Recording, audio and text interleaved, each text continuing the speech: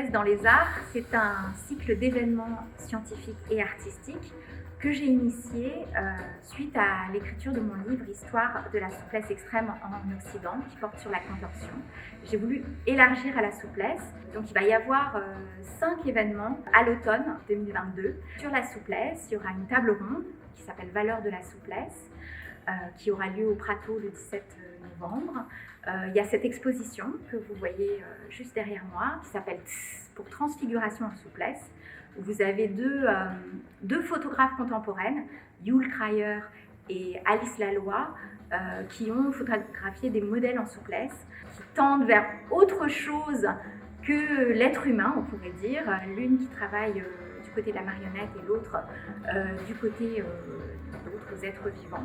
Vous découvrirez ça. Depuis 2014, je développe un projet qui s'appelle Pinocchio. J'ai essayé de chercher comment photographiquement j'arrivais à attraper ce moment charnière, en fait, trouble, où on ne sait plus si on est face à un pantin ou face à un humain. Il y aura aussi donc 2 spectacles, Vivre au Prato.